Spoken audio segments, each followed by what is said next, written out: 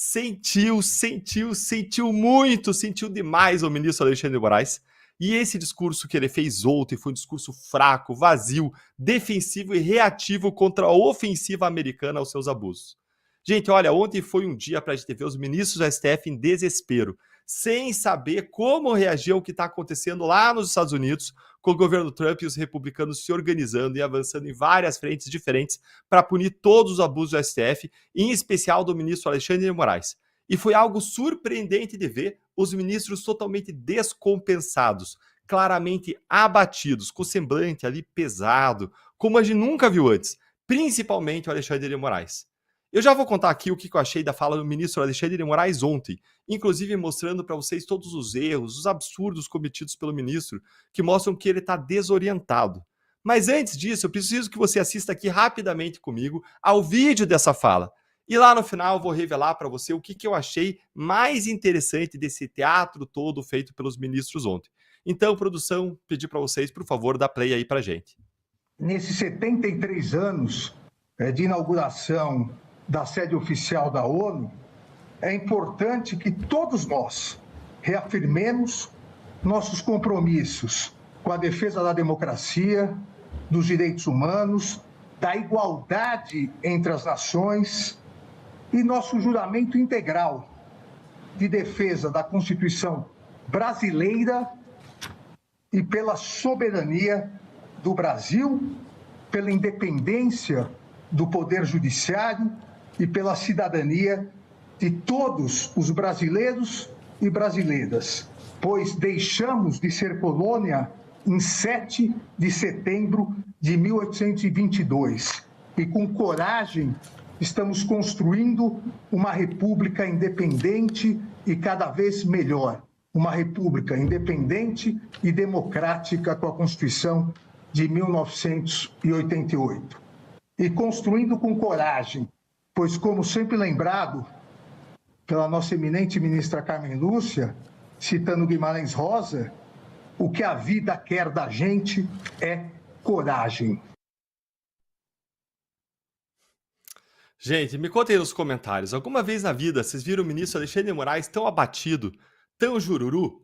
Eu nunca vi um ministro assim, nem mesmo quando o ministro foi exposto ao maior escândalo da história do STF, que foi a vaza-toga, e o Moraes teve que fazer uma defesa dele mesmo lá no plenário, de maneira totalmente envergonhada, porque ele foi pego no escurinho do WhatsApp encomendando relatórios para sua assessoria no TSE, que eram em seguida usados para municiar as decisões do próprio Moraes contra alvos que ele já tinha pré-selecionado.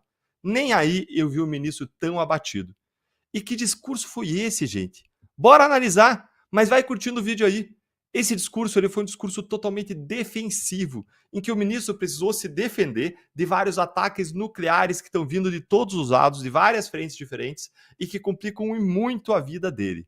Ou seja, ele não está mais em uma posição vantajosa, porque ele está sendo exposto não só aqui no Brasil, mas mundialmente, globalmente, e pela maior potência do mundo, pela democracia mais consolidada do mundo, que mais respeita os direitos e as liberdades.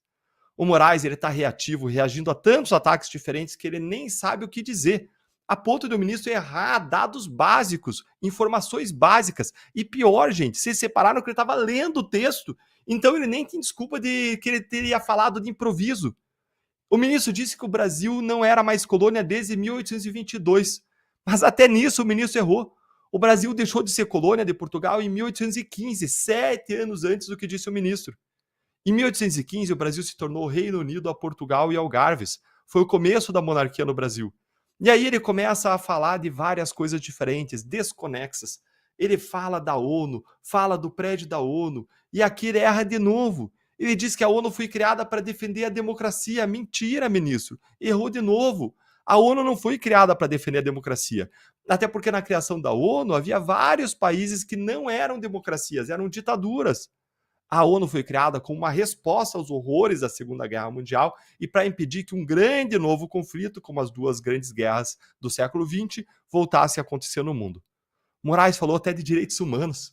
E a impressão que eu tive foi que o ministro quis passar uma imagem de constitucionalista, de democrata, defensor da democracia, do globalismo, do multilateralismo, defensor dos direitos humanos, para fazer aquela capa para os americanos, fazer aquele teatro. Pareceu aquele discurso de mesa de bar que o ministro fez na USP, colocando a culpa no tio do churrasco fascista. Esse discurso aí dele mostra que ele está atordoado, desorientado. E nessa sexta eu fiz um vídeo no meu canal contando qual que é a nova estratégia de contra-ataque do STF contra os Estados Unidos, que mostra muito isso também. Mas, ministro, não deu certo o que você está fazendo e nem vai dar. O governo americano já sabe quem você é e o que você fez. Esse barco de se fazer de democrata para inglês ver aqui literalmente, já zarpou e já zarpou faz muito tempo. Não tem mais volta.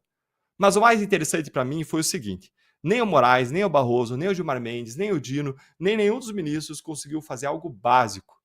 Percebam como nenhum deles entrou no mérito das acusações de abuso para rebater as alegações e mostrar, com base na Constituição e nas leis brasileiras, que eles estão certos. Vocês perceberam isso? Nem lendo o discurso, gente, ele se arriscou a defender o que eles fizeram. A gente nunca viu isso e nem verá, porque obviamente eles agem politicamente, não tecnicamente. Não é com base na lei. Moraes quis fazer valer a sua decisão em solo americano em relação a empresas americanas para censurar pessoas que vivem nos Estados Unidos em relação à divulgação mundial de conteúdos. Ou seja, ele exorbitou totalmente, atravessou a fronteira do Brasil e quis fazer valer a sua vontade, a sua decisão lá fora, quando cada país é regido pela Constituição, pela lei, pelas suas decisões. Existe todo um rito, um procedimento para chegar lá e pedir alguma coisa para os Estados Unidos. Não é assim, não é casa da mãe Joana que você vai lá e faz o que quer. Por isso, nenhum dos ministros rebateu o mérito das acusações, nem mostrou que não existiria censura, que eles fizeram tudo corretamente, de acordo com a lei. Eles não conseguem fazer isso porque é impossível, e por isso sobram só as narrativas. Você também achou o discurso do Moraes desconexo, desorientado, atordoado? Que pedaço que chamou mais atenção aí para você? Conta aí para mim a sua opinião nos comentários que eu quero saber.